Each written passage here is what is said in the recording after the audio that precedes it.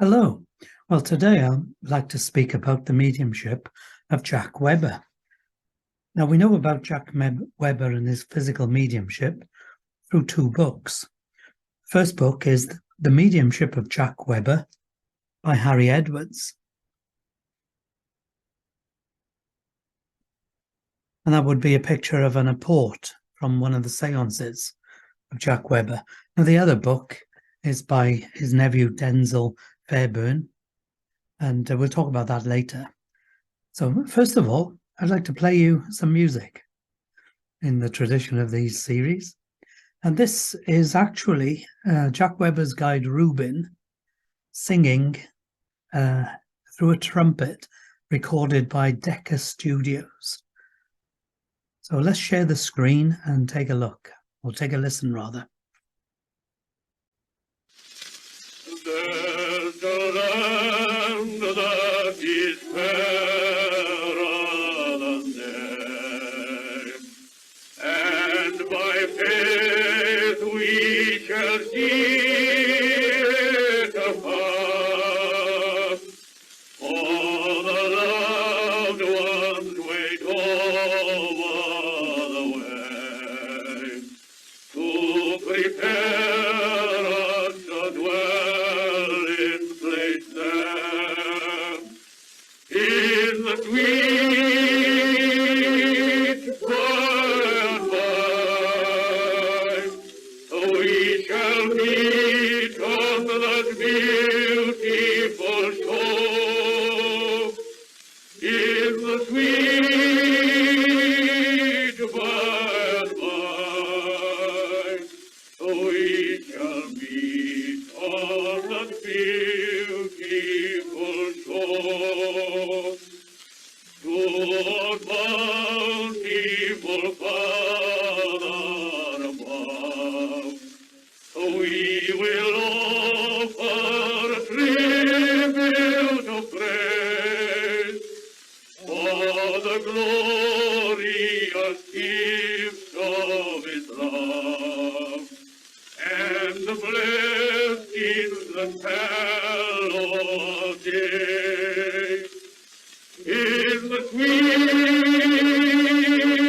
by and by, so we shall meet on that beautiful shore.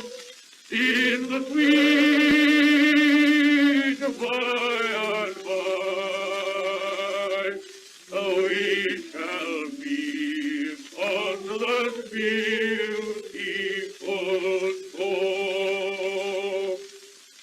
Will spur the blouse your ear, guide you through the heavenly light. I bid you each and every one good night.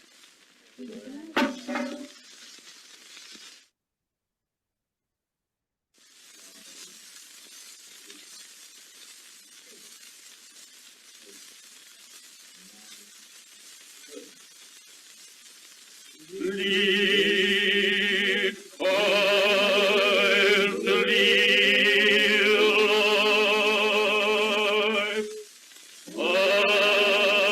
amid the encircling gloom. Lead thou me on. The night is dark, and I am far from home. Lead thou me on. Keep thou my feet, I do not ask to keep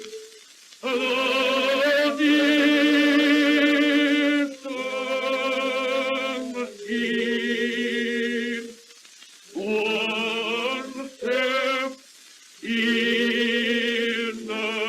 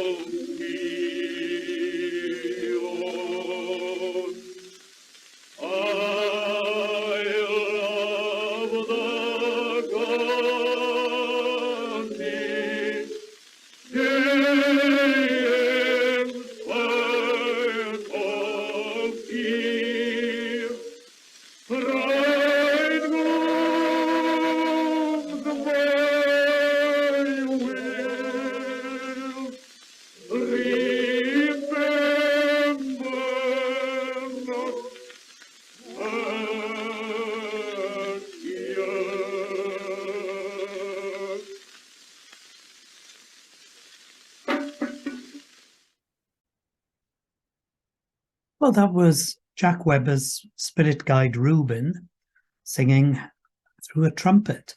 And Balam Psychic Research Society, of which Harry Edwards was a member, organised a seance actually at the studios of Decca Records, and that was on the 3rd of April 1939.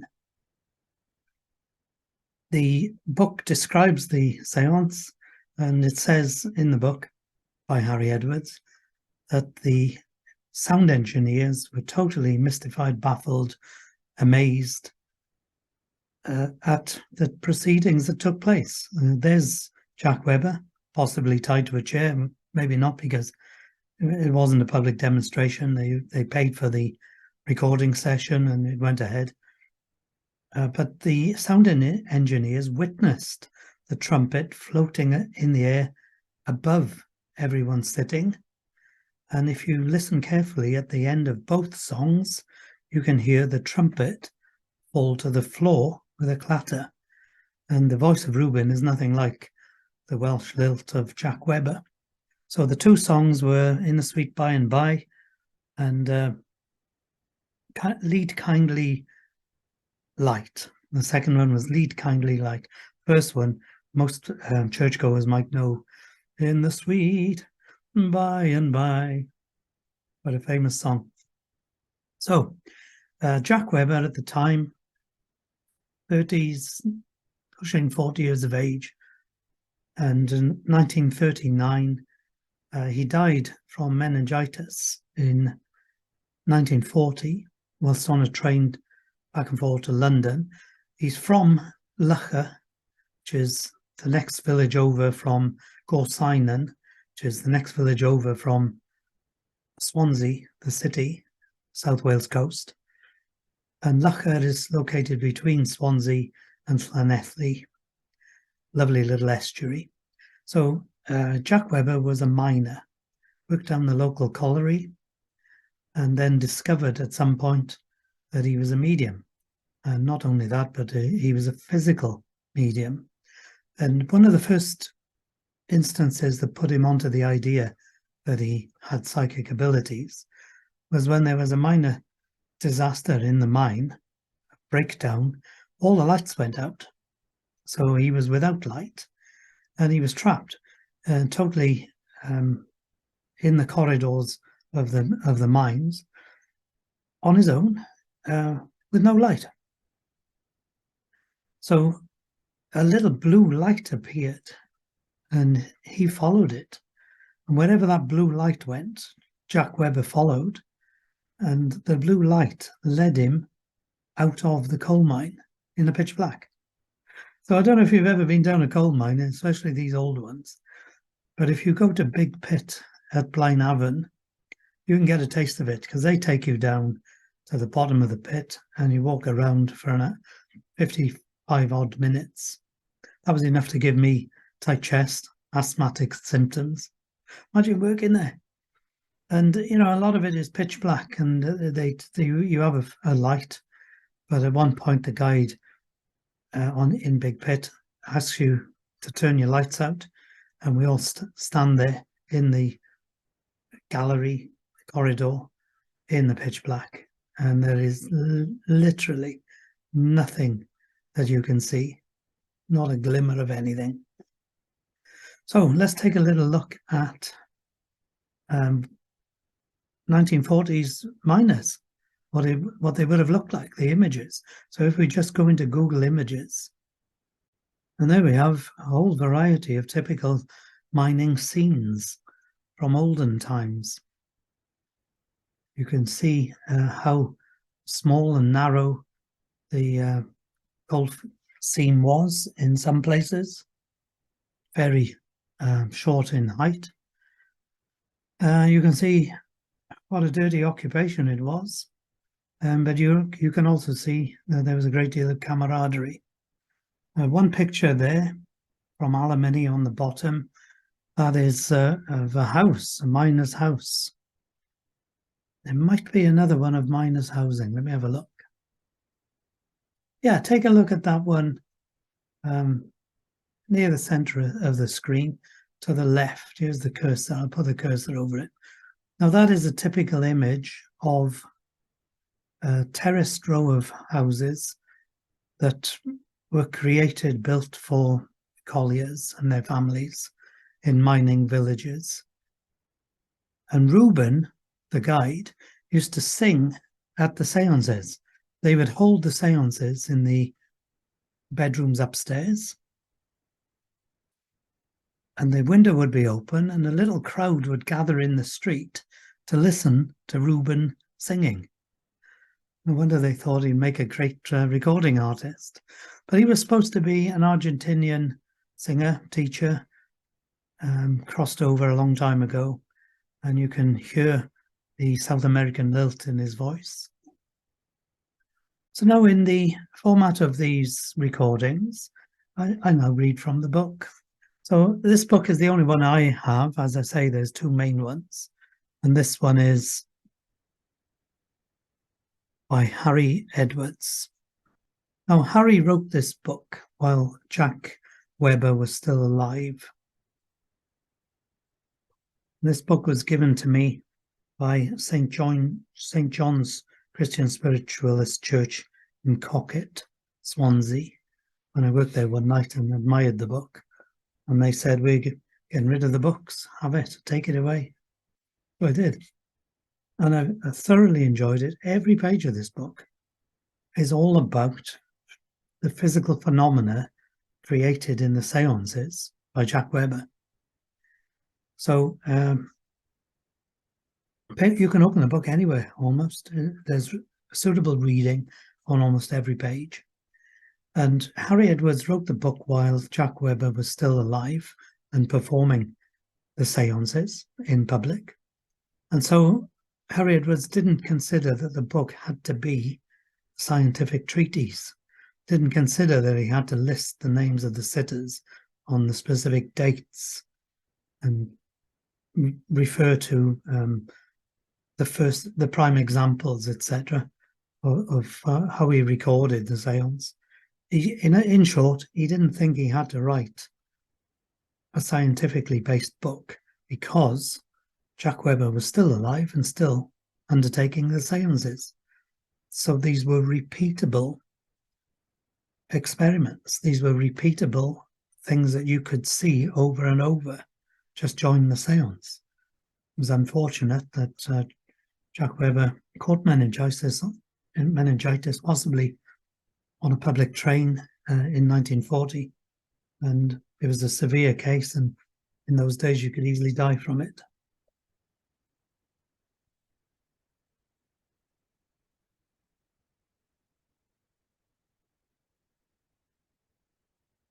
So we really early stages of development from a table tilting circle, and that was changed into a circle for the development of control work.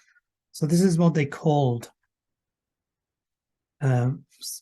seances in those days, was under the control of the spirit guide. The spirit guide in control of the medium during seances is Black Cloud. In the early days, he asked for toys, musical instruments, etc., to be placed near to Mr. Weber in the circle. Trumpets, too, were soon added. First of all, slight movements and rappings were noted.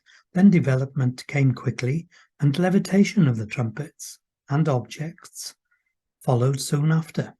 It was suggested that Mr. Weber should sit in a cabinet. But to Mr. Weber's normal mind, to sit in an enclosed cabinet was sufficient to induce a certain amount of suspicion. Mr. Weber has never used a cabinet.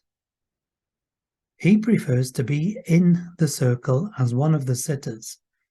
Ropes were used to secure him to his chair in the first instance, and it is in this way that the mediumship has been built up, providing a technique the spirit controls are accustomed to. Researchers and others have often suggested other forms of securing the medium, including straitjackets, sewing up in a sack, enclosing in a packing case, etc. Such suggestions have been resisted, mainly because they would be a departure from the technique to which the controls are accustomed. Secondly, because the medium should be protected from fanciful experiments that bleed him of his energy, maybe. And finally, because the use of a red light combined with the precautions stated in the following chapter are ample and sufficient. Even during this stage of his development, Mr. Weber was still skeptical as to the powers being exercised through him, and it was only after visiting other circles in the district when the same phenomena occurred and were testified by independent sitters that Mr. Weber came to accept as actual fact his own psychic powers. Well, I used to sit with a physical medium, and they used to restrain the lady I used to sit with cable ties. And the very first night we went there, we were told it was going to be cold, so we three of us in a row sat with blankets over our knees, and three blankets in a row completely blocked access beneath our chairs. So even though the seance was blacked out, the precaution was taken that the medium was cable tied to the chair that she sat in. There was also a chain involved, like a linked, clipped on thing. Well, what would happen, and that very first time was a classic example, you'd hear the pop and the cable ties had presumably been released, but you didn't know that for sure. Sometimes they would throw the chain links at you or at the floor near you, and when the light was put on, you'd see the chain link right by your foot. Didn't touch you. Blacked out room. That's accurate throwing, whoever threw it. That first night, when we put the blankets back and looked under the chair, there was the cable ties under the chair in the middle chair of the three. So how did they do that then with a wall of blankets right in front, between the medium and the cabinet, the person whose house it was, who was the leader of the circle, and where the cable ties ended up? There was a row of blankets in between any party. So another occasion, before the red light was extinguished, so this was in good light. I think it might have been the main light of the room, but that was subdued. But it was either white light or bright red light. To be sure, it was the white light hadn't been turned out. And the person the circle leader, tied up the medium using 3 feet long boot laces, a pair of them, one for each arm. And she made a good job of tying the forearms to the armed chair. So the curtain was drawn, the lady turned round, the voice came out of the cabinet and said, "Lady, inspect your work." So she opened up the cabinet curtains, turned around, looked at the medium, and all the knotted laces were lying in the medium's lap, totally taken off. And the medium was going into trance at that point, so she was still eyes shut, if you like. So the person tied all the bootlaces again, closed the curtains, turned around, "Lady," turned back round, they're all undone again. Fraction of a second, they're all undone again. I don't know how many times she tied them up. And in the end, she probably gave up because she could literally tie them up, close the curtain, turn around, have to open the curtain, and there they all were, untied. Possibly still in the exact loops, etc., without it being loosened. So that was a 3 foot long bootlace, maybe half an inch in width. Interesting, huh? So here's a seance.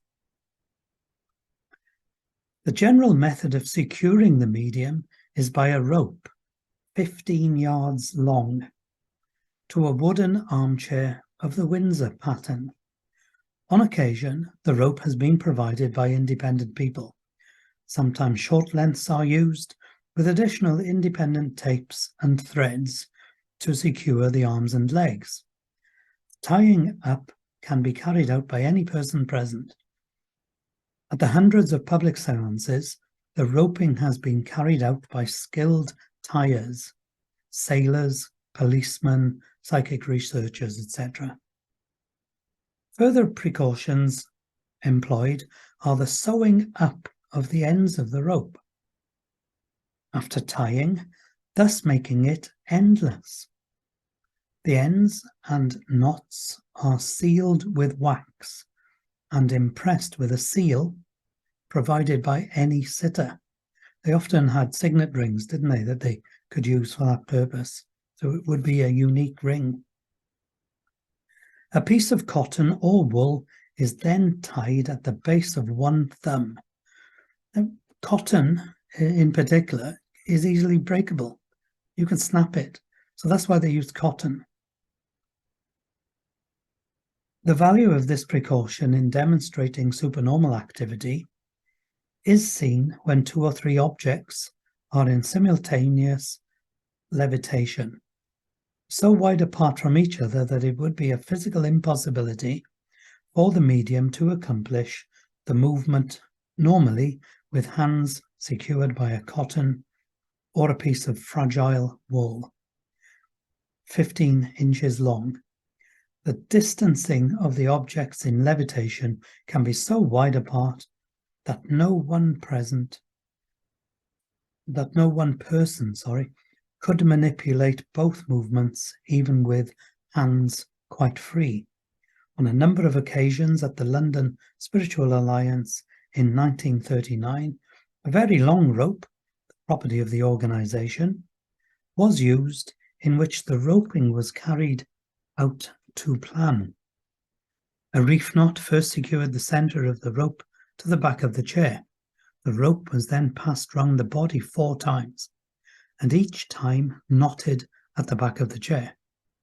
Each upper arm was twice bound and knotted to the back strut of the chair, and the forearms were bound several times to the armrest. The remainder of the rope secured the medium's legs and ankles to the chair's legs. The ends of the rope were then sewn together with strong thread, sealed with wax and impressed with a signet ring. On these occasions, as often happens, the ropes were tied just sufficiently tight so as not to impede blood circulation.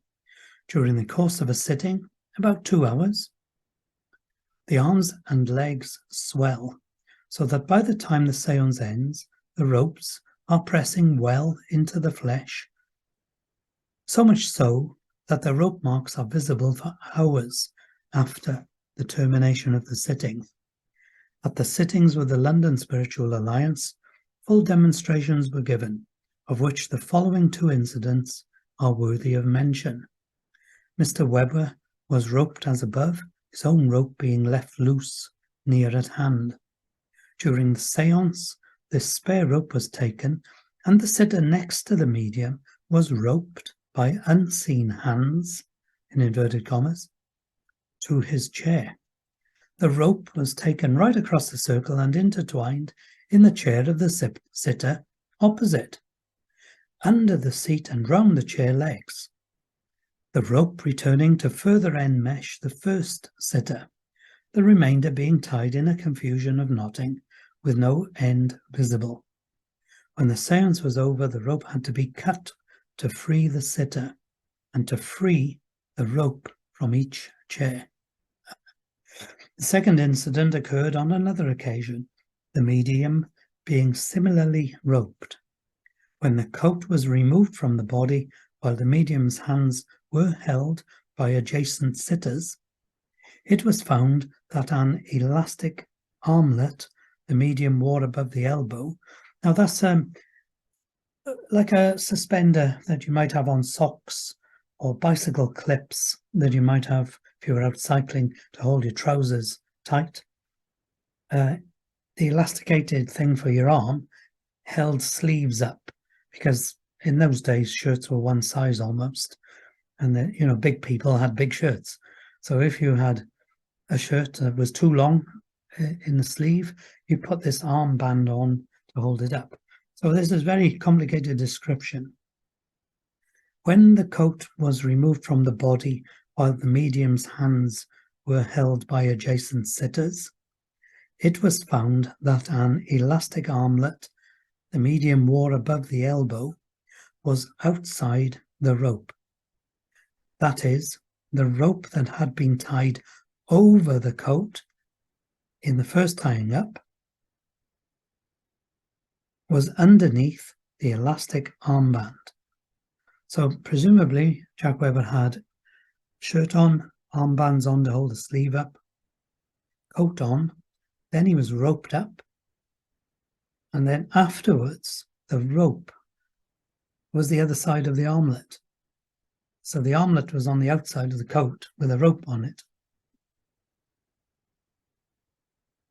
To do this normally, the end of the sewn and sealed rope must have been freed, all knotting undone to the armband, and then threaded through the knotting and binding restored, and the ends sewn up and sealed with the signet ring of the sitter. Later on, when the coat was returned to the medium's body, the rope was freed from the armlet and left outside the coat as originally tied. Guide later explained that the armlet had been dematerialized when the coat was taken off and rematerialized outside the rope. When the coat was being replaced, the process had to be reversed to enable the rope to be freed to be placed outside the coat. Complicated story.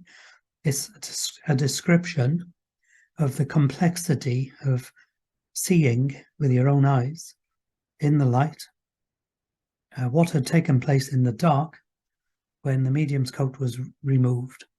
How on earth could they have undone all those ropes and then redone all those ropes in the pitch black with ends of the rope sealed, waxed, and a signet ring of somebody else used to impress the wax? In other words, impossible.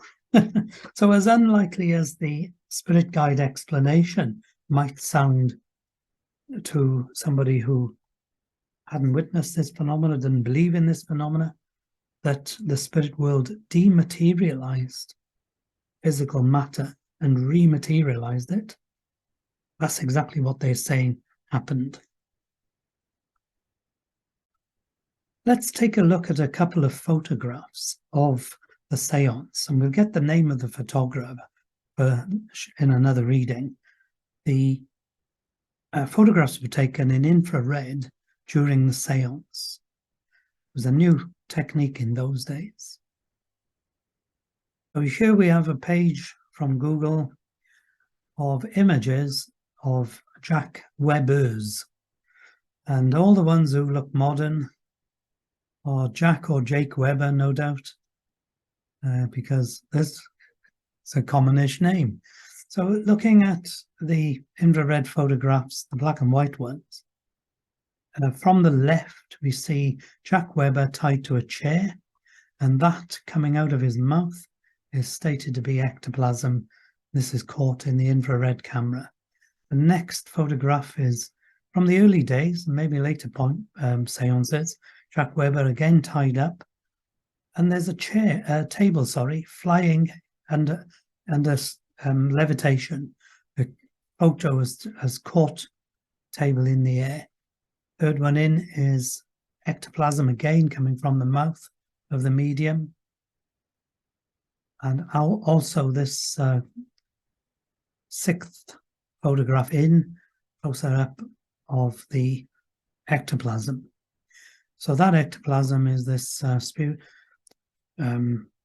interestingly named substance that comes from the medium's body and also added to by the chemists in the spirit world, and also contributed with the various sitters. So this is one of my favorite pictures of Jack Weber sitting.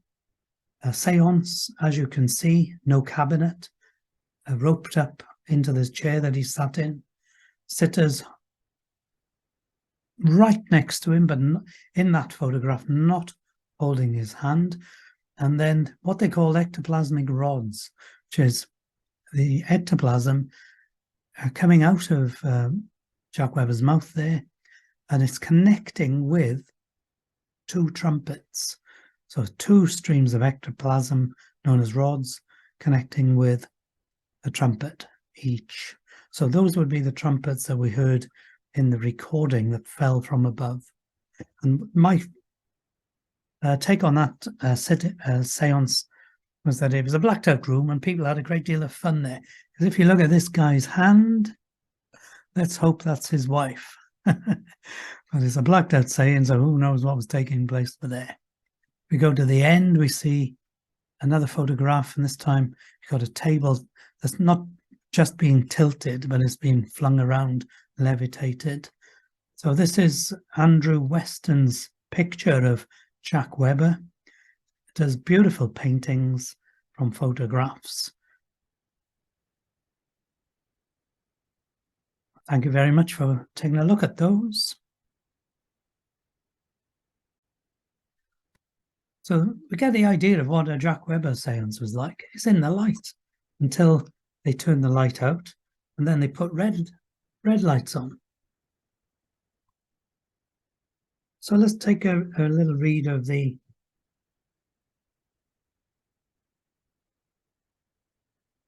this is the Dean of Trinity College talking about the photographs, I think.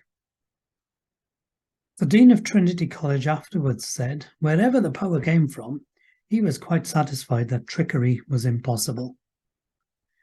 Prince Deo and his friend, who had had considerable experience of the occult in India, said that fraud was out of the question. The coat is placed on the floor somewhere near to the medium, within 6 to 8 feet. The guide will again ask two sitters to hold the medium's hands. Then he says he is going to try to replace the coat and putting the coat back on with the medium having his hands held. The sitters holding the hands often feel the coat free of the body being lifted up preparatory to its replacement. Within a very few seconds comes the call for light when the coat is seen back on the medium's body under the ropes. The stitching and roping are again examined, and they are found to be precisely the same as originally tied. Time factor is again important. As a rule, 5 seconds only between the coat being felt free of the body and the light showing its replacement. There are 2 items that should be mentioned. The first is that during the time the coat has been off the body, the arms have swelled so that the ropes are pressing tightly into the flesh. The author has, with others, been asked to note the tightness and has tried to move the ropes a fraction. But so tight have they been that any movement of them was not possible.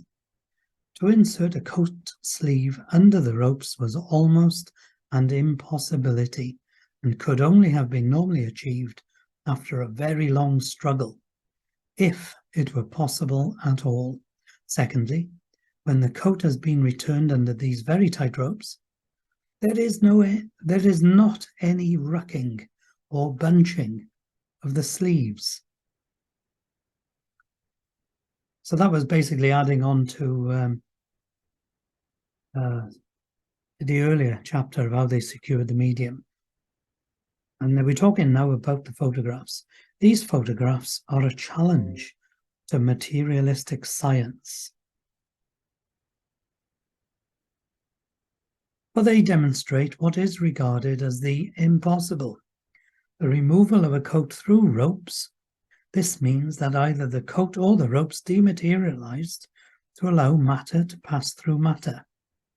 Proves the existence of a psychic law which materialists That's people who don't believe in life beyond physical death or of anything spiritual, which materialists refuse to accept. Jack Webber, a physical medium, was securely roped to his chair, the knots being threaded with black cotton, which normally would snap if interfered with. Black cotton was also tied around a button that knotted through a buttonhole of his jacket, so that the slightest movement on his part would have broken them. Yet all these knots and threads were intact at the end of a séance. The removal of the coat and its reappearance in its original position could not have been done by the medium. None of the sitters were responsible, as they were all controlled, everybody linking hands with his neighbour, except for the guy who had his hand on his lady friend's knee. The feat was accomplished by an invisible intelligence. Whose was it? And that's the testimony of the Dean of Trinity College after a Jack Webber séance, organised maybe by Harry Edwards.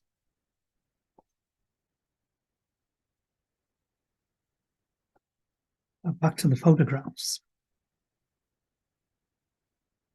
This photograph is one of the most remarkable yet secured, for here has been photographed for the first time and physically an astral or spirit head. The photographer, Mr. W.J. Clayton, was not a spiritualist, and the only reason he was present at the séance was that he possessed a camera. Well, maybe I could have got an invite. This camera was of the box type and fixed to an ordinary, though somewhat trickery. You come up with these little Freudians, don't you? This camera was of the box type and fixed to an ordinary, though somewhat rickety, tripod. This photograph is so important that consideration is given to the possibility of error on the part of the photographer or complicity on the part of the medium. The question of double exposure is ruled out by the precision of the sitters as well as the body of the medium. It should be borne in mind that a period of several minutes with the white light on, that's just an ordinary light in the middle of the room. You just knock the switch on the wall, or maybe it was a table light, but either way, it's called white light.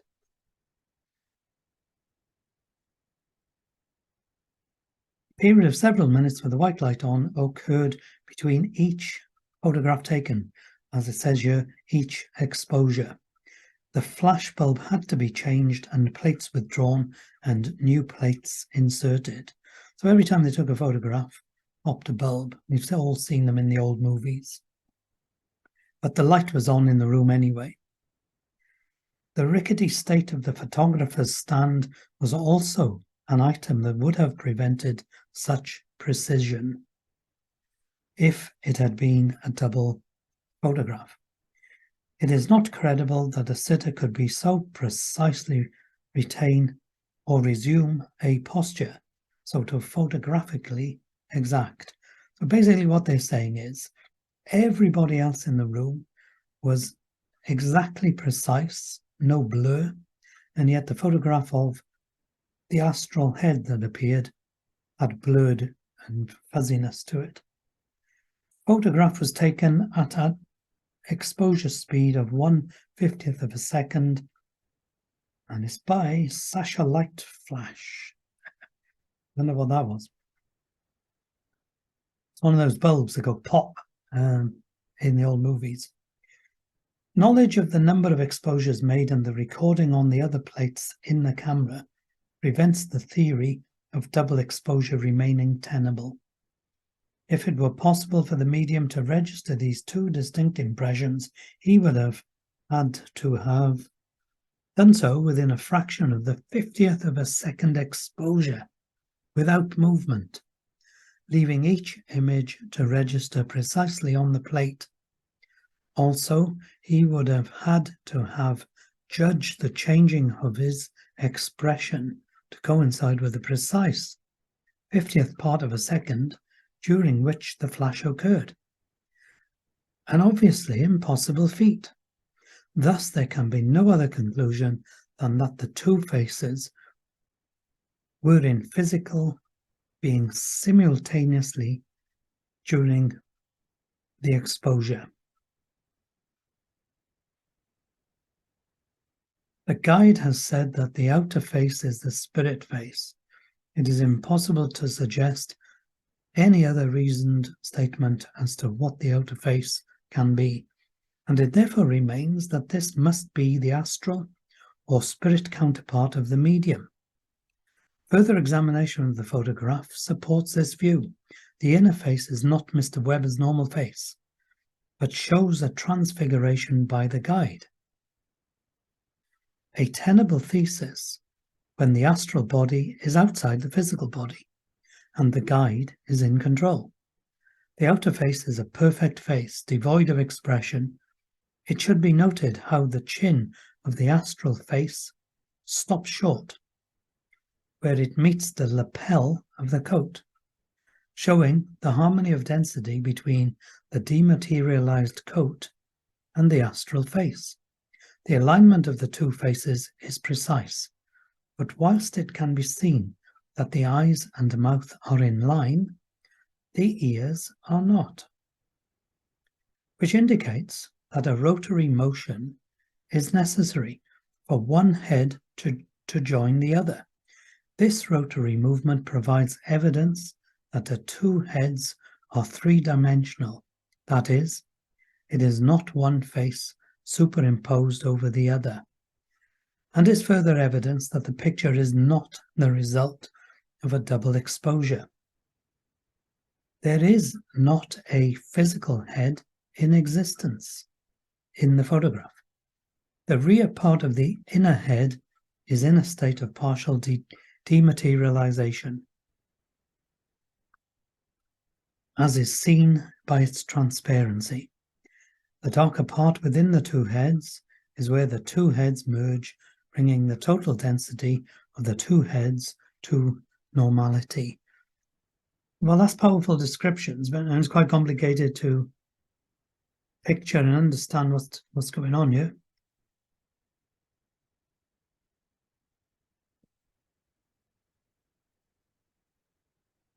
Photographs are at the end of the book.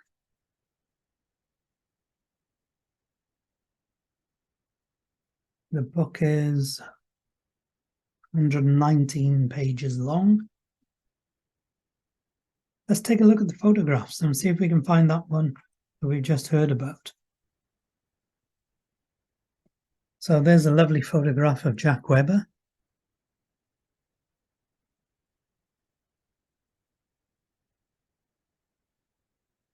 Some of the sitters from some of his sitters. There's some of the roping up there, look.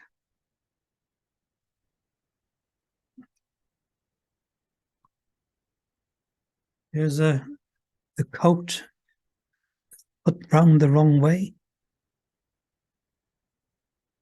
just for the fun of it. More of the coat.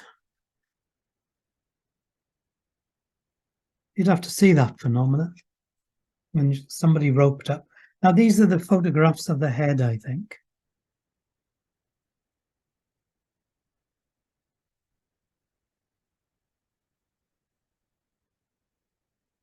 There's a variety of blurred imagery on there and other things.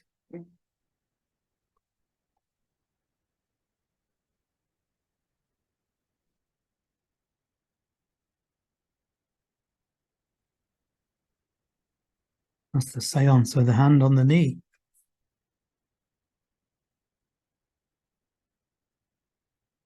It's ectoplasmic rods. More of the same.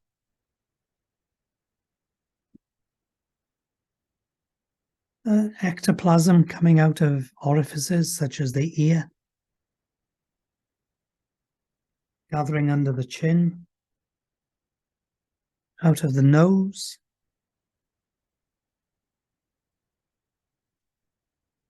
Looks as if he's biting the trumpet with it, doesn't it? I think the trumpet is just pushed up against his face, basically. Hands free. No hands there. There's your tables flying around. If anybody's not done table tilting, it's a low form of communication with the etheric spirit world, and nevertheless, it's very impressive. And you can get their table almost to fly. And maybe that's the photograph that they were talking about of the face. And here's one of the sitters tied up. Yeah, it's very impressive, that is, isn't it?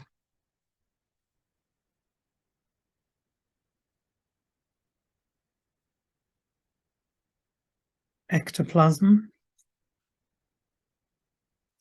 And these photographs are remarkable when you think the technology that they had available to them. I think they're saying it's flashlight, aren't they?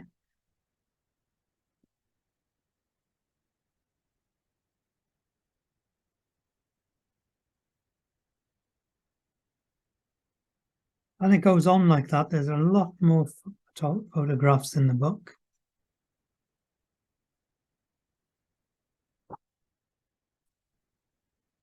And there's a photograph of apports. So these have all been brought into the spirit room, into the seance room by the spirit people. And that's known as an apport. Could come from somewhere on the earth plane, or sometimes they're out of the universe. They're always very impressive, every one of them.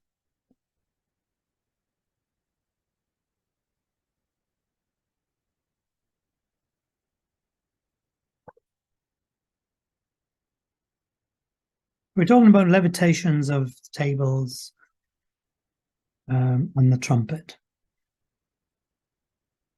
The possibility must not be overlooked that levitation of any object may be assisted by a rod, which is withdrawn immediately prior to an exposure. On several occasions, we're talking about the photographs here, the trumpet could have been resting on the medium's lap or gently raised. On several occasions, the ends of the arms have been illuminated. By a very high vibration, the extreme tips of the arms are shown as a blue ring of light. It is important to mention here that the light is in a ring formation with a dark center.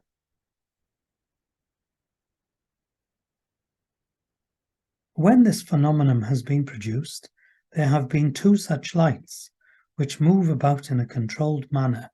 Firstly, they are shown near the solar plexus. Then they move out away from the medium to the sides, forward and above his head. When the guide has been asked to elevate them, they have risen above the head.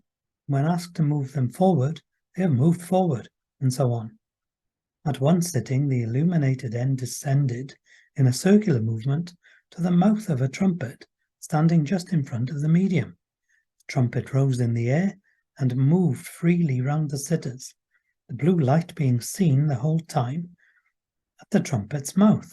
Finally, the trumpet was returned to the floor, and the blue ring of light was seen to rise from the trumpet and return to the solar plexus in an arc-like movement. That blue light sounds very similar to the light that Jack Weber followed in the coal mine. Quite different is the function of the ectoplasmic rod. This is used for strong movement and for the levitation of heavy articles. It has not yet been possible to photograph one of these rods. Black Cloud has given the following reason for this. Rods are often invisible and cannot therefore be photographed. If the rods were to be brought into a physical condition, they would appear as shafts of light. If the vibration was still further reduced to create a physical object, it would simply photograph as an ectoplasmic arm. The emission of the infrared ray and the very dull red glow that accompanies it dissolves the rod instantly. must, however, be placed on record that rods have been seen by sitters. In the many and varied conditions under which seances are held, there has at times been a slight degree of daylight seen through the general darkness where a window has not been covered with a thoroughly opaque material. The general darkness created was sufficient for the guides to work in, but to eyes attuned to the darkness, a less dense black area is observable under these conditions. When this situation has existed and objects are in levitation, passing over this area, a strong, thick, straight structure is seen attached to the object in levitation, the circumference of which may vary from 3 to 6 inches. The less dark area is at times a fan light, and the levitated object being so high in the air, it would be absolutely impossible for the medium to have secreted a sufficiently sizable piece of mechanism about his person to accomplish such a levitation. On other occasions, luminous objects, that's where they put a tape on it, and with, like your Mickey Mouse watch, that you can see points on the watch lighting up. It's a luminosity on it that they used to put on things. They used to paint them on in those days. On other occasions, luminous objects may be on the floor, and the rods can be seen as described against the lighted surfaces. And now we go over to voice production. The production of a spirit voice unassociated with the medium's vocal organ takes place in a voice box produced in ectoplasm or by other means. The photographs show the ectoplasmic formations housing the voice mechanism.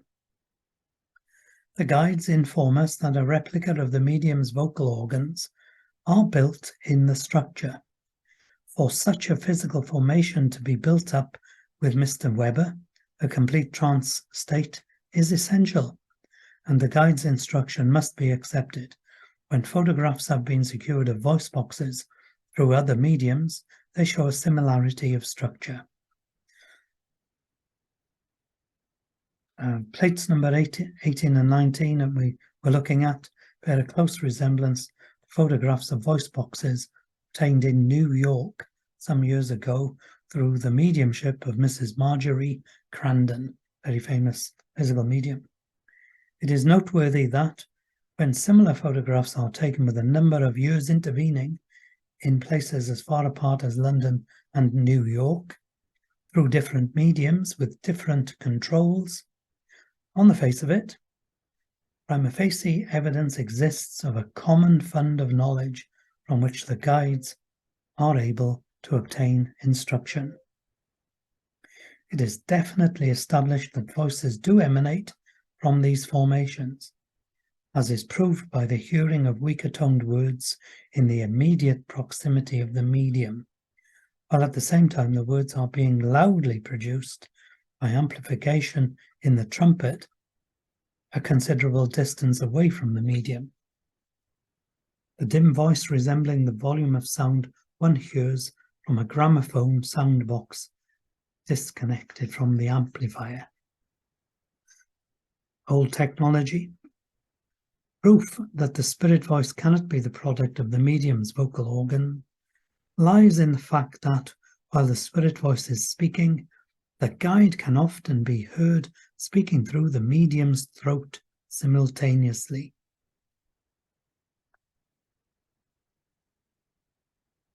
Further evidence that voices must be produced through a mechanism external to the medium is demonstrated when two spirit conversations are taking place at the same time in different parts of the room, while the guide is also using the human throat. Thus, one often hears three voices, each distinct in its tonal quality from the others simultaneously. When such phenomena are produced, the trumpets carrying the spirit voices are on each side of the room, and the source of the voice at these times lies within the mouth of the trumpet, so that the voice mechanism is constructed very near to or within the trumpet mouth, the trumpets being connected to the medium by an ectoplasmic arm and held by an ectoplasmic rod. Voices so obtained are termed the direct voice. You did wonder what independent and direct voice actually was, and there we have it. 3 voices in this at the same time. We saw the photograph of 2 trumpets at the same time.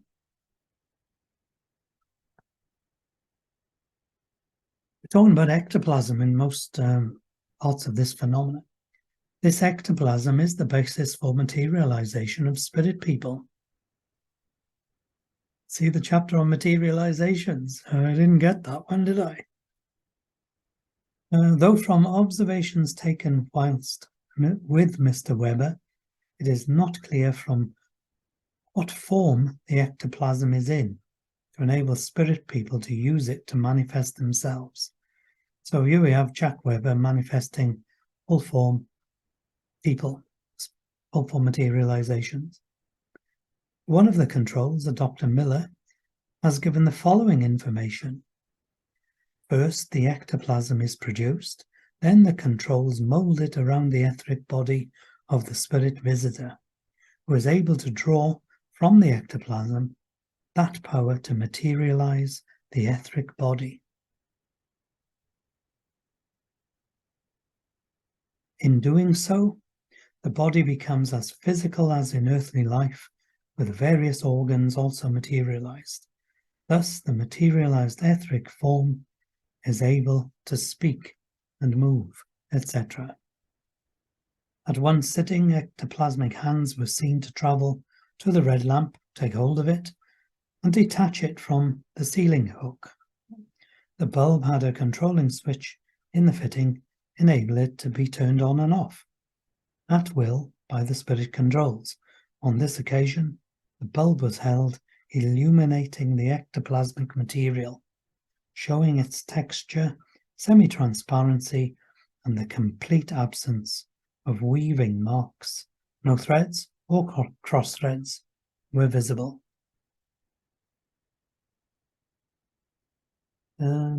Levitations, full form materializations, independent, direct voice, matter moving through matter. Jack Weber's mediumship had it all. And here's a testimony of a man called Case, Mr. A.J. Case, president of the Cambridge Research Society, reporting in Psychic News, 12th of August, 1939.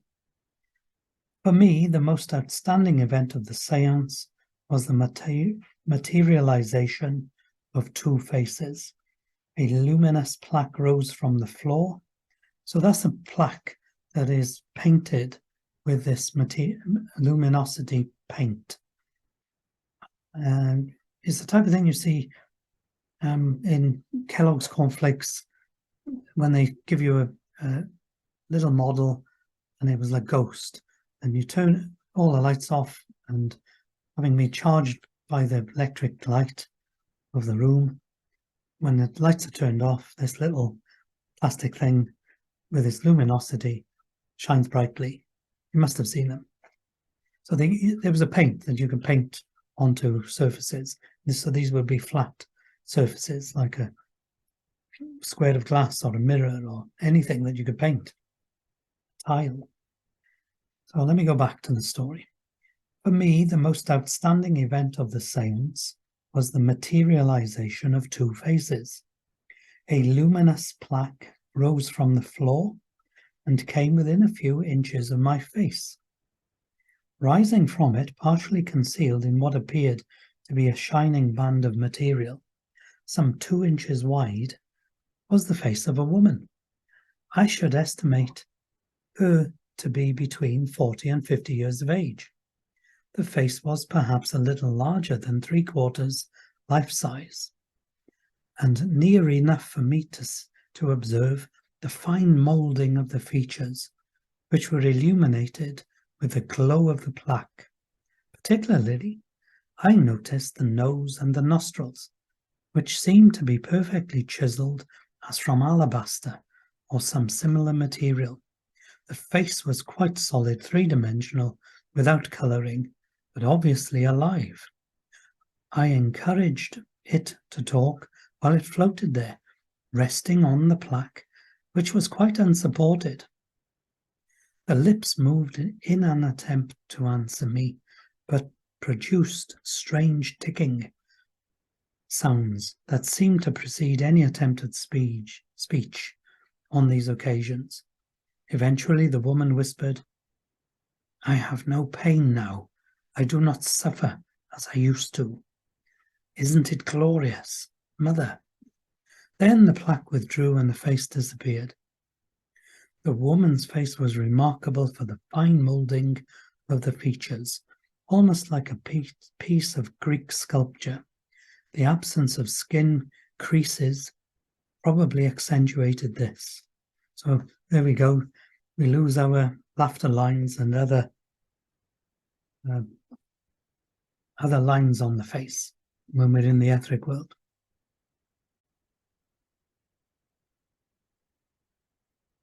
The absence of skin creases probably accentuated this, and while it was obviously the face of a mature woman, there was a suggestion of youthfulness about it.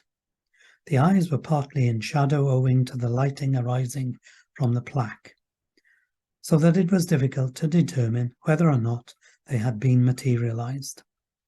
Yet during the whole time the face remained there, a matter of several minutes. There was no suggestion of eyeless sockets. And then he goes on to describe the second face. Well, it's quite remarkable, isn't it? Now, it's not the only book on the mediumship of Harry Edwards.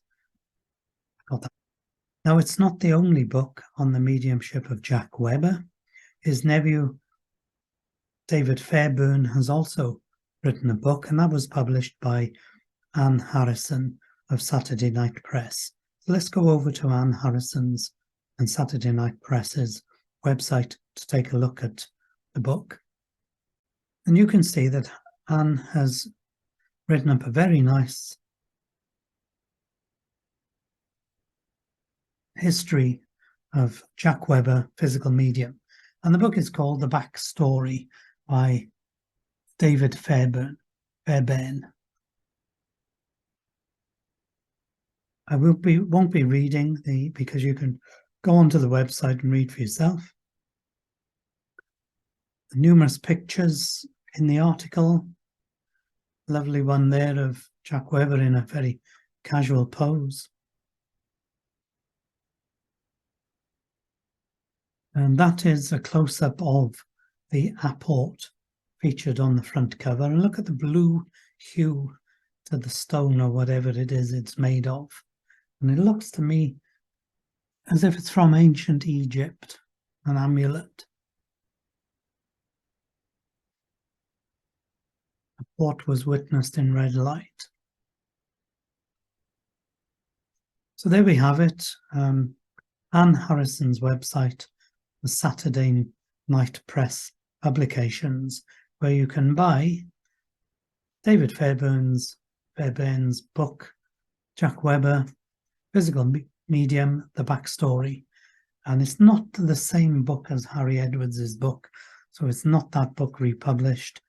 It's a whole new book, drawing on the Webber and extended family records, family papers and reports from psychic press of seances.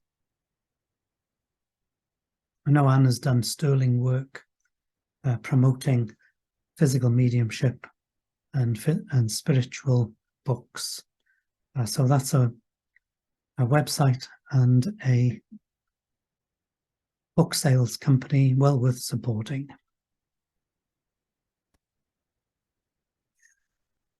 Before I finish, I've got a couple of photographs from my friend Sidney Clark, who would go along to a church with his spirit box and make recordings and take photographs on his ordinary camera. And that's the kind of photograph you would get. Lights in the church.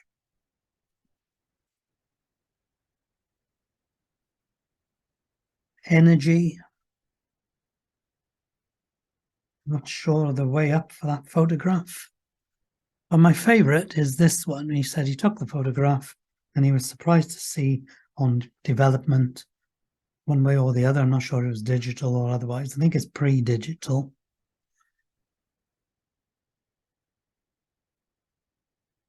In the photograph, a very ornate medieval sword appeared as energy in the photograph. Thank you, Sid. So I hope you enjoyed my overview and readings from Harry Edwards's book on the mediumship of Jack Webber. And it is just a shame that his life was taken from the world so early. Maybe that's part of our plan, our life's plans, part of Jack Webber's life plan to shine like the brightest of stars. And there's a song about it, isn't there? About Queen and Freddie Mercury. Only the good die young. And I think Jack Webber was one of those good people. Thank you.